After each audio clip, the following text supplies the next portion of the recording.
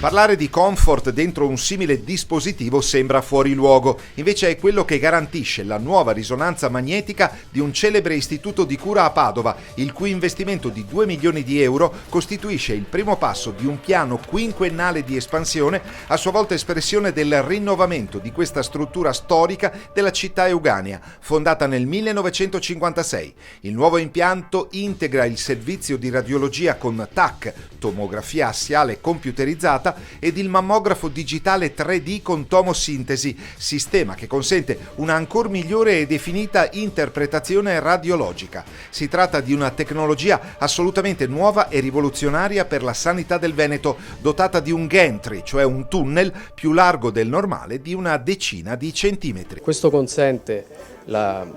l'utilizzo anche per pazienti obesi e garantisce al paziente claustrofobico molto più comfort e molta più percezione di piacere, forse piacere un po' eccessivo, ma se lo coniughiamo con l'inserimento in un contesto ambientale in cui è possibile vedere all'esterno, ci sono immagini di natura molto rilassanti proiettate sulle immagini, vi assicuro che riduce tantissimo il discomfort per l'utenza. Da un punto di vista poi tecnologico è un'apparecchiatura che ha implementate alcune caratteristiche software, tali per cui si riducono in maniera esponenziale i tempi di acquisizione,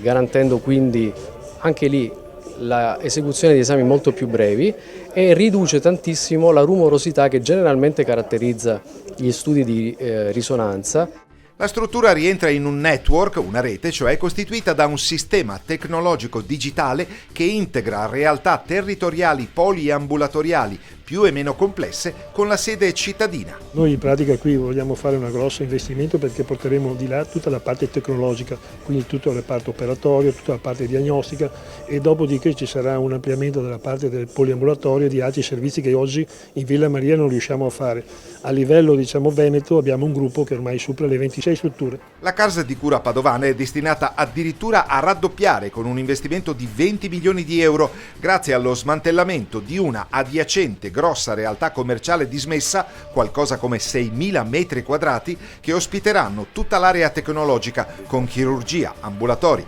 radiologia e molte altre prestazioni, più 120 posti auto. Inizio previsto dei lavori 1 gennaio 2020, il cui termine viene calcolato in un paio di anni.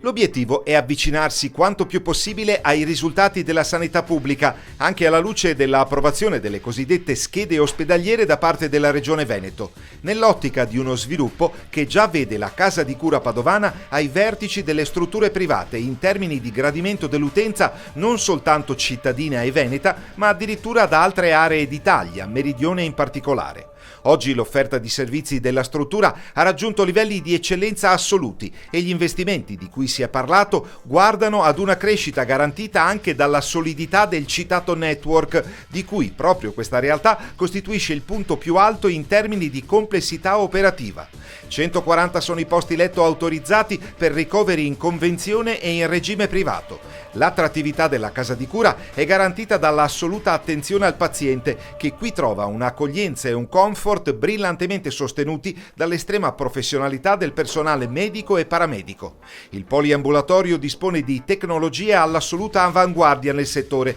e costituisce uno dei fiori all'occhiello della struttura, dove decine di specialisti assicurano competenza ed efficacia delle prestazioni sanitarie. La casa di cura si trova in un quartiere della città di Padova a ridosso della cinta muraria e, grazie al progetto di ampliamento, contribuisce anche all'opera di riqualificazione dell'area, soggetta proprio in questi anni ad un vero e proprio disegno di riconversione urbanistica, così necessario in una realtà cittadina dove gli effetti devastanti dell'edilizia degli anni 60 e 70 del Novecento si fanno ancora pesantemente sentire. Un luogo di salute che si prepara alle nuove sfide del millennio in un ambito dove dotazione tecnologica ed aggiornamento professionale sono caratteristiche assolutamente imprescindibili per garantire precisione diagnostica e benessere nella efficacia della cura al paziente in una realtà convenzionata con il sistema sanitario nazionale e quindi in grado di non gravare economicamente sul paziente,